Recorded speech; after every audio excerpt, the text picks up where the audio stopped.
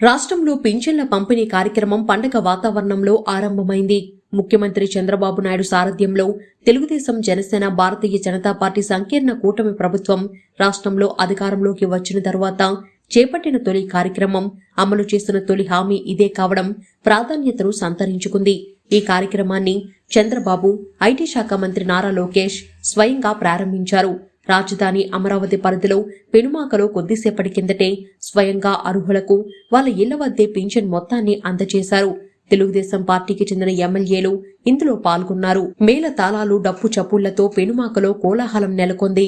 రాష్ట్ర వ్యాప్తంగా 65.31 లక్షల మందికి వయోధిక వృద్ధులు, వికలాంగులు, వితంతువులు, ఒంటరి మహిళలకు ముఖ్యమంత్రి చంద్రబాబు ప్రభుత్వం సామాజిక భద్రతా పింఛన్ మొత్తాన్ని ఇదివరకే పెంచింది.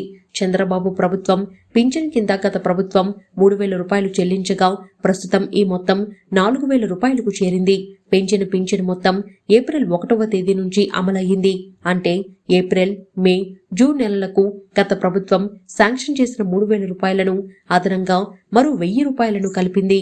ఈ నెలలో చెల్లించాల్సిన 4,000 రూపాయలకు కొత్తగా ఏప్రిల్, మే, జూన్ నుంచి అందాల్సిన 1,000 రూపాయలతో కలిపి మొత్తం 7,000 రూపాయలను అర్హులైన లబ్ధిదారులకు మంజూరు చేసింది. వికలాంగులకు గత ప్రభుత్వ హయాంలో ప్రతి నెల 3,000 రూపాయల పింఛన్ అందుతుండగా ఆ మొత్తం రెట్టింపైంది.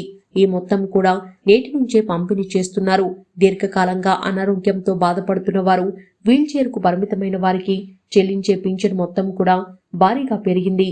గతంలో ప్రతి నెల వారికి 5,000 రూపాయలను ప్రభుత్వం చెల్లిస్తుండగా ఇప్పుడు అది 15,000 రూపాయలకు చేరింది. కిడ్నీ, కాలేయం, గుండె మార్పిడి చేయించుకున్న వారికి చెల్లించే పింఛన్ మొత్తం 5,000 నుంచి 10,000 రూపాయలకు పెంచింది ప్రభుత్వం. సామాజిక భద్రత కింద చెల్లించే పింఛన్ల కోసం ప్రభుత్వం ఏకంగా సంవత్సరానికి 33,000 కోట్ల రూపాయలను పైగా ఖర్చు చేయనుంది.